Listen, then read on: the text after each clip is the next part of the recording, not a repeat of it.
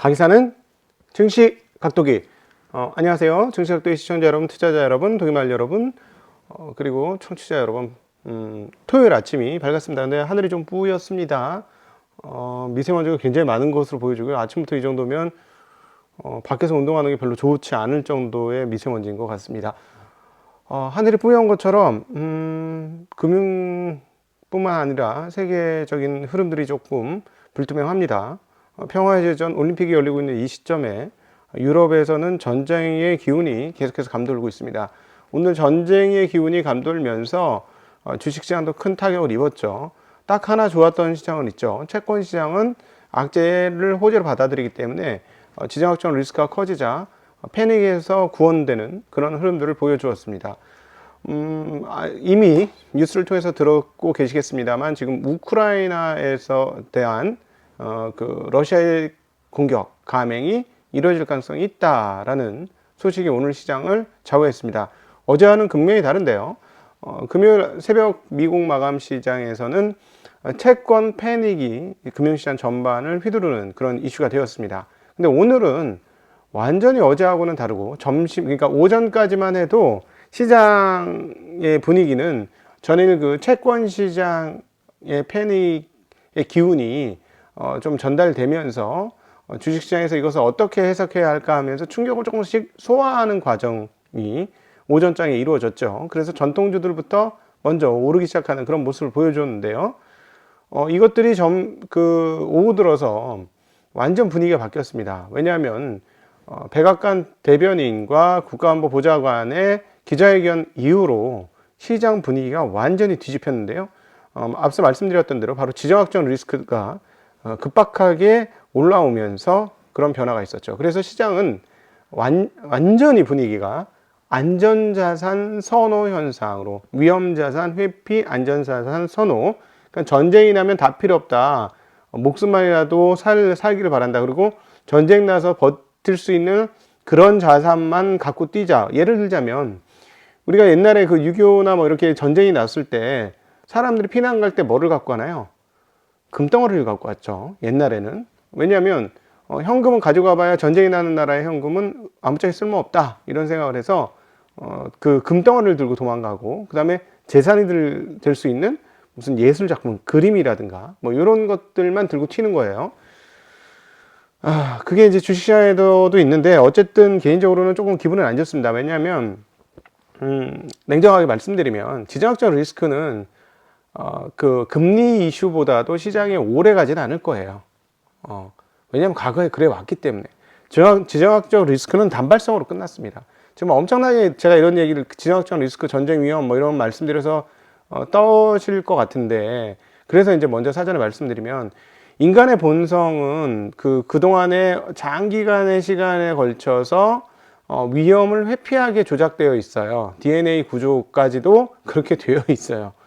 DNA 그 세포단에까지 새겨진 게 뭐예요? 위험한 건 피하라는 거죠. 인간의 두뇌 속에 그렇게 프로그래밍 되어 있습니다. 근데 인간 두뇌 가운데 가장 싫어하고 가장 무서워하는 게 뭘까요? 전쟁이죠. 전쟁이 나면 그냥 다 피바다 되는 거니까 이걸 굉장히 싫어합니다.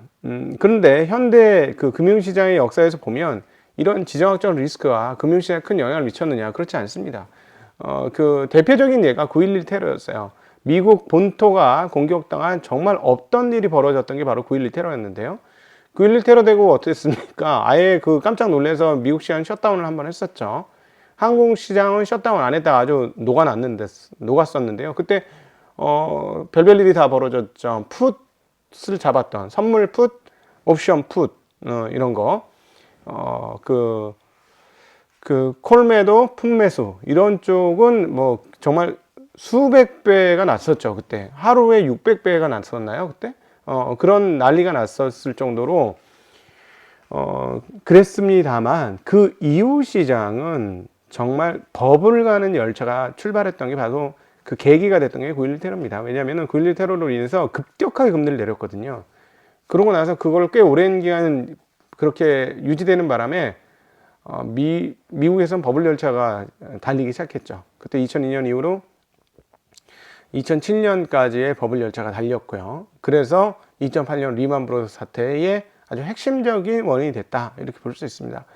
그만큼 지정학적 리스크는 단기간 단발성으로는 시장에 큰 영향을 미칩니다만, 중장기적으로는 오히려 만약에 전쟁이 일어난다면 연준이 금리를 지금 올리겠다라고 했는데 마음껏 그렇게 팍팍 올릴 수 있을까요? 올리지 못할 수 있습니다. 만약 여기서 금리를 올리지 못한다면 어떤 일이 벌어질까요?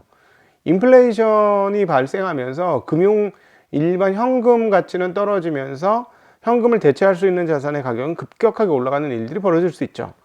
현금을 대체할 수 있는 자산은 이런 것만 있는 게 아닙니다. 네, 주식도 그런 자산 중에 하나이기 때문에 주식 가격이 크게 오를 수 있다는 것이죠. 그래서 지정학적 리스크는 단기적으로 그 영향을 미치고 끝난다는 사실을 과거 금융 역사에서 있었기 때문에 그건 기억을 하시는 게 좋을 것이다, 이렇게 생각은 하고요. 그러나 어쨌든 오늘은 지정학적 위험이 커지자 금융시장에 그것이 고스란히 반영이 되었습니다. 안전자산 선호, 위험자산 회피 발생했습니다. 안전자산은 뭐가 안전자산입니까? 달러? 달러보다도 더 안전자산? 앵화. 이럴 때는 앵화입니다. 왜 그런지 모르겠습니다. 관습법처럼 앵화가 강세이죠. 0.64% 강세, 달러도 0.5% 강세. 유가 지정학적 리스크니까요. 이거는 유가는 원자재로 분류되지 않아요. 이럴 때는 지정학적 리스크로 분류가 됩니다. 지정학적 리스크가 되면 항상 유가는 오르는, 왜냐하면 이제 러시아는 또 그 원유 생산국이잖아요. 생산국이니까 이럴 때는 이게 원자재로 분류가 안 됩니다. 그러면서 네, 유가 강세, 장중에 95달러까지 채권 강세 구원받았습니다. 채권 시장 패닉에서 구원받았어요. 2%대가 넘던 10년물 국채금리가 1.95%까지 뚝 떨어졌습니다. 금리가. 그러면서 채권이 강세를 보여줬다는 거죠. 금리가 떨어지면 채권 가격은 강세다. 네. 그리고 금 가격이 크게 올랐습니다. 그리고 금의 대체제라고 불렸던 비트코인은 벌어졌어요. 이게 진짜 그 지정학적 리스크, 전쟁 리스크에서 바로 그냥 반영이 되는 거죠. 전쟁 나면 비트코인 어디 예를 들어 다 폭파돼가지고 컴퓨터도 못 사고 비트코인 어디서 어떻게? 금은 들고 뛰면 돼요. 들고 뛰면. 네. 네. 그러니까 이제 금 가격의 강세를 보여줬고, 원자재도 대체적으로 하락을 했습니다. 특별히 비철금속 구리 가격은 상당히 큰 폭으로 떨어졌습니다. 3%대 하락을 냈고요. 또 주식시장도 하락했습니다. 주식시장은 오전장에 이런 게 아니었어요. 근데 이렇게 막 플러스권에서 놀다가 쫙 이렇게 계속 빠지면서 끝났고 마무리는 이렇게 통통했는데, 그리고 전통주들은 괜찮았어요. 기술주들은 전일 금리 인상 그런 어떤 흐름들이 있었기 때문에 좀 약세이긴 했습니다만 전통주는 괜찮았었는데 전통주마저 무너졌고요. 기술주들은 낙폭을 더 키우면서 장중 저점 근처에서 종가가 형성되는 흐름인데, 특별히 반도체 주식들이 크게 폭락을 했습니다. 반도체 지수가 4.8% 폭락을 했고, 지금 왜 이렇게 폭락을 했는지 이유가 지금 안 나와요. 뉴스가 안 나와서 그거 확인하려면 오늘 조금 시간이 걸렸는데, 특별한 뉴스들은 안 떠요, 지금.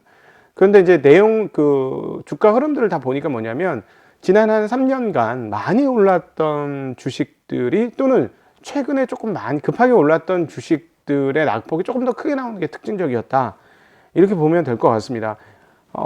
이유가 잘 나오지 않지만 AMD가 10% 빠졌습니다.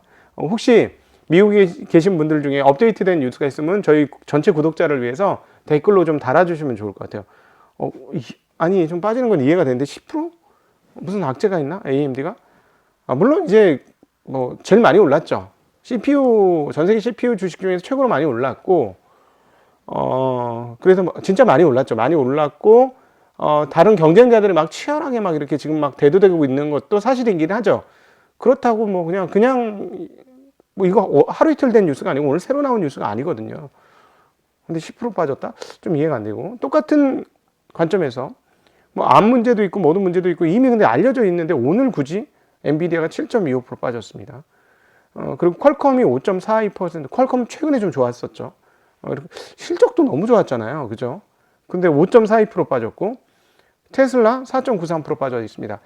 이 주식들이 갑자기 무슨 문제나 악재가 뻥뻥 터졌느냐, 그거 이미 그러고 알려져 있는 거니까 그래서 조금 이해가 안 돼요. 왜 이러는지 혹시 아시는 분들은 댓글을 좀 달아주셨으면 좋겠습니다. 그래서 어쨌든 전형적인 안전자산 선호, 위험자산 회피가 또렷하게 구분되었던 것이 오늘 장이다. 이렇게 말씀드릴 수 있는데, 자, 도대체 무슨 일이 어떻게 벌어졌느냐. 뭐 이거는 다른 일반 뉴스를 통해서 더 많이 보실 수 있을 것 같은데, 미국과 영국이 우크라이나에 있는 자국민들에게 소개령을 내렸습니다. 다 떠나라 라고 얘기했는데요. 조 바이든 대통령은 상황이 순식간에 나빠질 수 있다라고 얘기했고, 제이크 설리번 백악관 국가안보보좌관이 오후에 기자회견을 했습니다. 뭐라고 했냐면 핵심 내용들, 푸틴이 아직 결정한 것 같지는 않다. 그러나 군사행동이 당장 일어날 수 있고 이러한 일이 아마도 곧 일어날 것이다 라고 얘기하면서 우크라이나에 있는 모든 미국인은 가능한 한 빨리 떠나야 한다. 어떤 경우에도 앞으로 24시간에서 48시간 내에 떠나야 한다. 동계올림픽 기간이 끝나기 전에도 군사 충돌이 일어날 수 있다. 라고 이야기했습니다. 안 쫄까요? 이렇게 얘기하는데 쫄죠. 네, 쫄 수밖에 없는 상황이고, 그래서 시장은 지정학적 리스크가 어제는 채권 패닉이 모든 것을 장악했고 오늘은 지정학적 리스크가 모든 것을 장악하는 그런 날이었습니다. 모두에서 말씀드렸습니다만 금융시장에 있어서 지정학적 리스크는 장기적으로 영향을 미치는 요소는 아니다 라고 볼 수 있고, 장기화, 여기서의 문제가 장기화될 거라고는 잘 모르겠고요. 그거는 잘 모르겠고, 만약에 기간이 길어지면 유가는 계속 고공행진을 하겠죠. 금융시장은 단기에 쇼크를 크게 받고 생각을 하면서 그 다른 계산을 하게 되는 게 금융시장일 것이다. 그래서 앞서 만약 지정학적 리스크가 벌어져 가지고 전쟁이 일어났다 하면 단기적으로는 큰 폭의 영향을 받겠습니다만, 큰 폭의 영향을 받은 이후에 금리를 못 내리는 쪽으로 방향이 갈 수도 있고 등등등 하면서 그 셈법을 막 가지겠죠. 뭐 최악의 상황들은 전쟁은 일어나고 금리는 올려. 이거는 뭐 최악의 시나리오가 되는 걸 것이고요. 그러면서 안전자산이라고 불리웠던 것들이 모두 강세를 보여주면서 엔화는 무려 0.64%는 115.4로 통화 강세였습니다. 어제 116이었어요. 어제 연중 제일 약세를 보여주었는데 확 뒤집혔고요. 달러도 0.5% 이상 상승을 했고, 그 유럽 쪽에서 나타난 지정학적 리스크라 그런지 유로화가 큰 폭으로 떨어졌습니다. 0.67%나 큰 폭으로 하락을 했고요.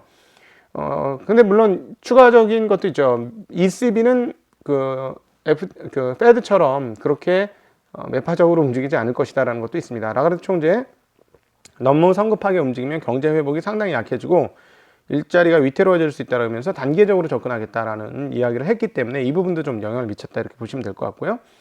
원화는 뭐 큰 변화는 없습니다. 1199원으로 약간 환율이 약세, 환율 상승이 이루어졌는데 그래도 뭐 그 기존에 움직이던 범위 내에 있는 거고요. 앞서 다시 한번 말씀드렸듯이 패닉 빠졌던 채권 시장 분위기가 급반전되면서 제가 아까 수치를 잘못 말씀드렸는데요. 국채금리가 2%대였는데 오늘 1.916%예요. 엄청나게 큰 폭으로 금리가 떨어졌습니다. 하루 만에. 그리고 2년물은 1.487%, 독일 10년물도 0.3%대에서 0.28%로 가격이 더 올라가는, 금리가 떨어지면서 가격이 올라가는 흐름 보여줬고, 금과 비트코인이 진짜 가장 대조적인데, 금은 최근 내 가장 큰 폭인 1.25%가 상승하면서 1860달러까지 올라왔고요. 반면 비트코인은 그동안에 금 대체 자산 역할을 했습니다.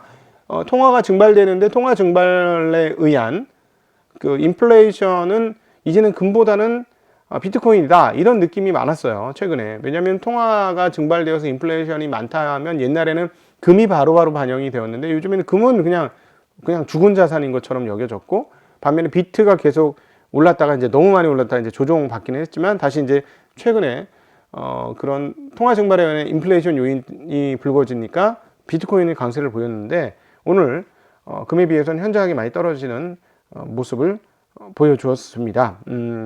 3.6%나 하락을 했고요. 그 다음에 인플레의 대표적인 자산들이 오늘 다 흔들렸습니다. 전일하고는 분위기가 완전히 사뭇 달라진 것이죠. 비철금속 가격이 전반적으로 약세를 보여줬는데 앞서 말씀드렸던 대로 구리는 3.59% 빠졌고요. 알루미늄 1.95% 빠졌고, 니켈과 아연도 빠지는 흐름, 비철금속 가격도 전반적으로 빠지는 흐름 보여주었습니다.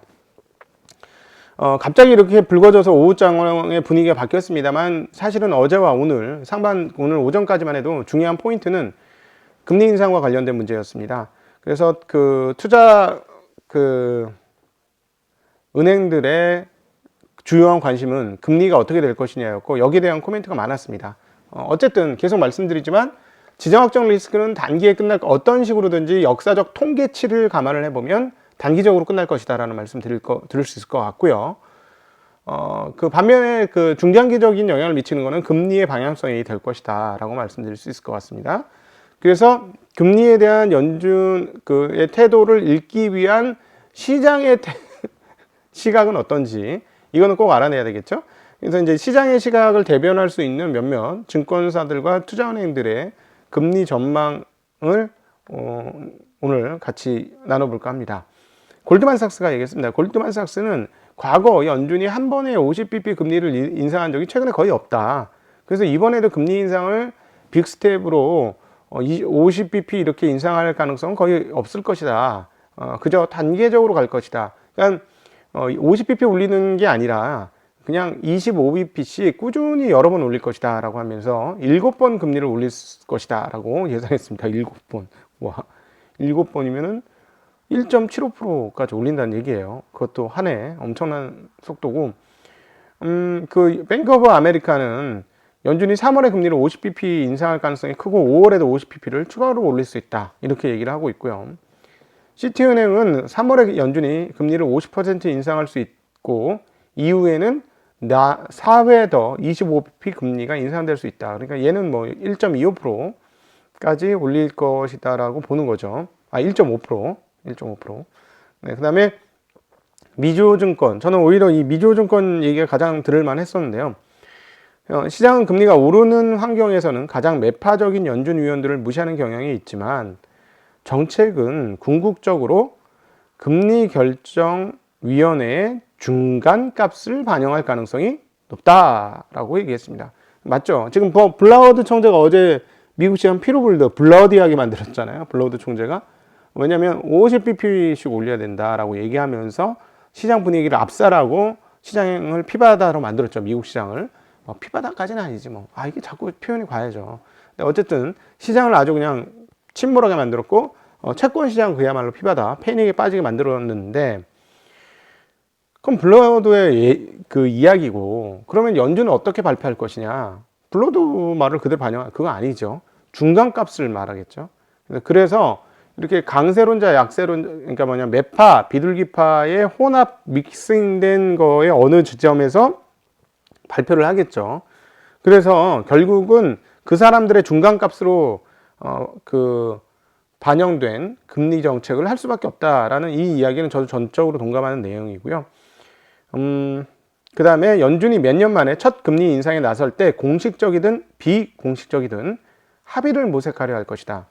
연준의 태도를 보면 그럴 것 같아요.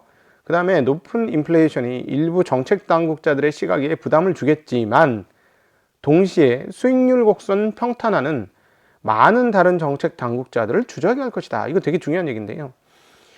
지금 높은 인플레이션을 반영하면서 금리를 인상을 시키는 거는 기준금리 인상이잖아요. 기준금리는 쉽게 얘기하면 콜금리잖아요. 콜금리는 단초단기 금리잖아요. 그렇죠?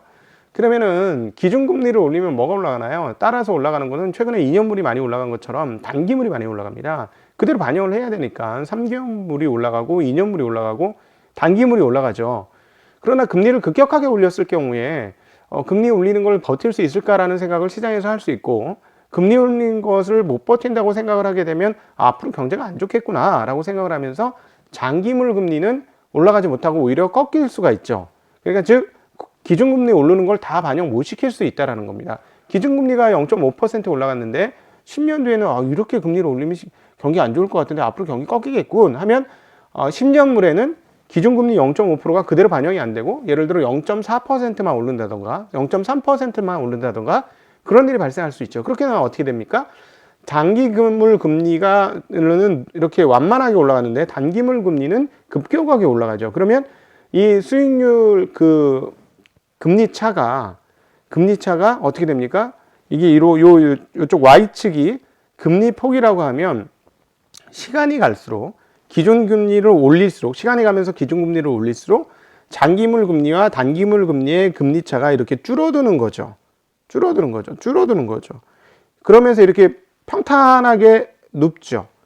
평탄하게 눕죠. 곡선이 이렇게 가파른 데에서 점점 금리가 떨어지니까 장기물과 단기물의 금리가 이렇게 눕죠. 이걸 우리가 일컬어 수익률 평탄화라고 부릅니다.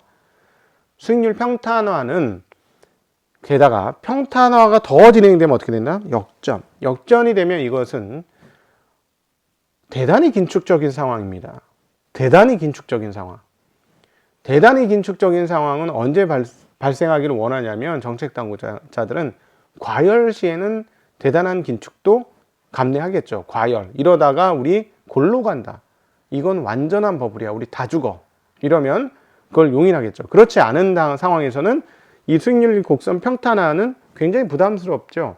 경기를 꺾는 분위기로 가니까 그걸 다 감내하기가 힘들어요. 자, 그렇기 때문에 그것을 신경 안 쓸 수가 없다라는 이 얘기인데, 저는 정말 맞는 얘기다 이렇게 생각을 합니다. 자, 지표들은 드디어 저희들이 예상했던 것처럼 미국 사람들 주머니에 돈이 다 없어지고 나면 소비 관련 지표들이 과연 유지될 수 있을 것이냐라는 의문들을 우리가 가지고 있었죠. 저 증시각도기 TV의 그동안의 흐름을 보면 이거는 계속 걱정하고 있었어요. 생각보다 처음에 조금 늦게 포착을 했지만 미국 사람들이 가정 내 한 가정 기준으로 돈을 너무 많이 받아서 일터도 안 나가고 그냥 앉아서 버티는구나. 깜짝 놀랐다. 한국하고 문화가 너무 다르다. 이런 얘기를 드렸었고, 그래서 물류 적체가 해결되지 않는다. 우리는 보통 한번 하고 이제 9월 달부터 돈을 안 주니까 이제 10월 달부터 사람들 다 일터 나갈 줄 알았는데 그러지 않았다는 거예요. 그런데 이제 돈을 다 쓴 것 같습니다. 주머니가 털털 비기 시작한다는 느낌이 드는데, 자, 그래서 이제 최근에 나오는 데이터가 굉장히 좋았는데 2월 미스건 소비자 태도 지수가 나왔습니다. 예비치가 나왔는데요. 61.7로 나왔습니다. 예상은 67이었고요. 직전월 확정치도 67.2였습니다. 근데 61로 훅 떨어졌어요. 훅 떨어졌고 61은 2011년 이후 13년 만에 최저치예요. 훅 떨어지고 있습니다. 자, 이 말은 무슨 말이냐면, 제 느낌에는, 저의 뇌피셜로는 소비자들이 돈이 떨어졌다. 주머니에 돈이 떨어졌다. 자, 그렇다면